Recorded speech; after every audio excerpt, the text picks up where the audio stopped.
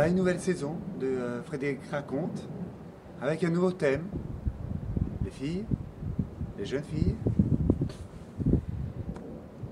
et un nouveau lieu, la maternelle Boileau.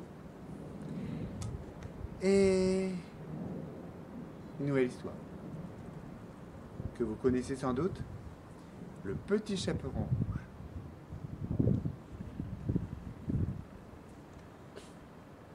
Commence.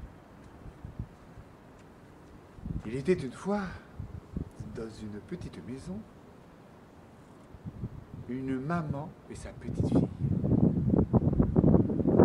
Alors, sa petite fille avait un vêtement, un chaperon rouge. Un vêtement tout en rouge qui lui avait été offert par sa mamie. Et c'est pour ça même qu'on l'appelait le petit chaperon rouge. Et elle le portait tout le temps. Elle aimait tellement sa mamie. Mais un jour, sa maman va la voir et lui dit: tu sais, ta mamie est très malade. Il faudra que tu ailles lui apporter un petit pot de beurre, une galette et du jus de chaussette pour l'aider à guérir.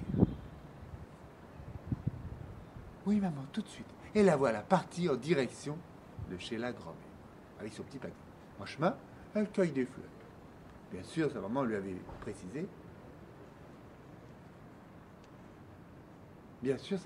précisé. De suivre la route et de jamais aller dans la forêt. Jamais. Elle suit la route. Mais un loup la surveillait.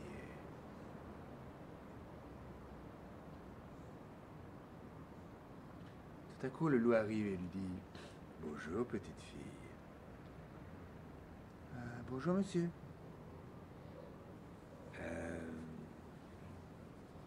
Où vas-tu comme ça?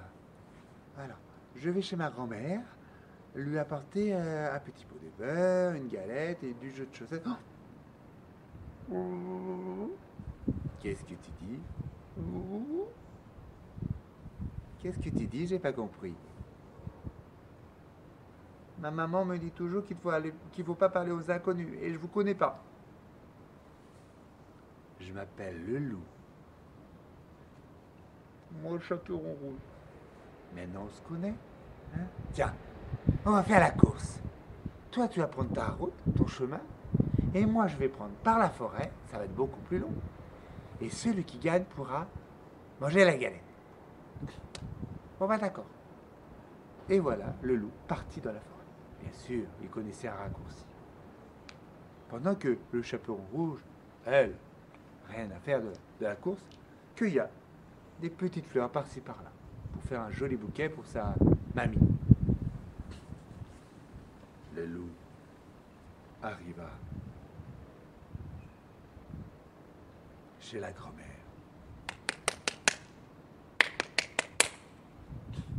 Qui c'est? C'est le chaperon rouge, dit le loup. Tire la chevillette, la bobinette au chat. De quoi? On doit parler de ça. Et la porte s'ouvre. Dès que la porte est ouverte, le loup a plongé sur la grand-mère et l'a mangée entièrement. Sauf sa chemise de nuit, qu'il prit et qu'il metta sur lui. Et son bonnet de nuit. Voilà. Il se glissa dans le lit, prit la couverture et se cacha un petit peu. Peu de temps après, arriva le chaperon rouge. Qui c'est? Le chaperon rouge s'est dit: ah bah, elle est vraiment très malade, ma grand-mère. Cette chaperon rouge? Tire. Qu'est-ce qu'elle a dit en fait? Tire la chevillette et la bobinette, cher rat. Elle tire la bobinette et la porte s'ouvre.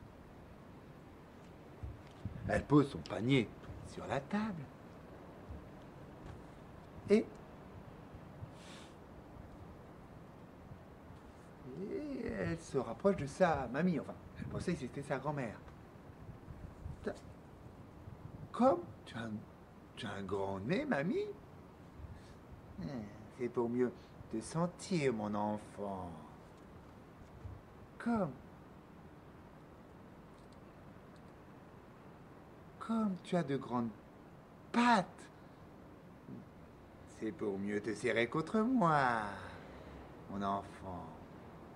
Le loup, lui, ce qu'il voulait, c'est qu'il dise les dents ou la gueule.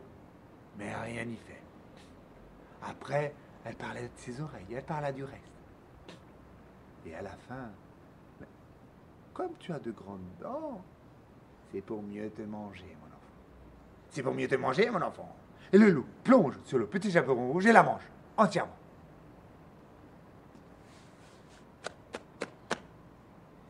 Et je vais me reposer un petit peu, moi j'ai bien mangé.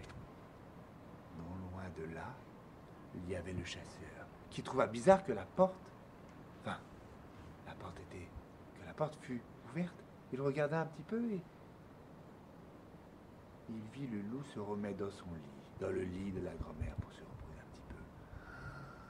Il prit son fusil. Discrètement, il arrive. Et il assomme le loup.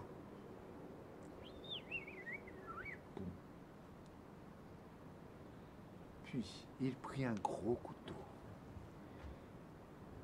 Il ouvra le ventre du loup.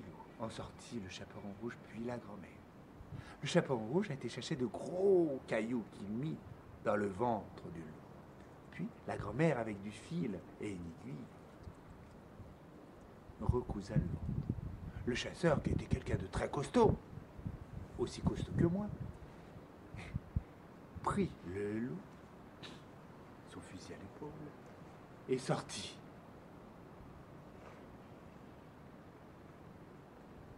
Il partit près de la rivière, où il posa le loup, puis il partit. Il repartit chasser.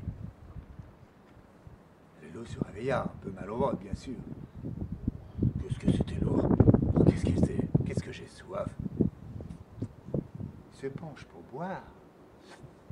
Il n'a pas le temps de boire, qu'il tombe dans l'eau et il se noie. Et voilà comment se finit l'histoire du petit chaperon rouge. J'espère que cette histoire vous a plu et je vous donne rendez-vous le mois prochain pour une nouvelle histoire. Au revoir.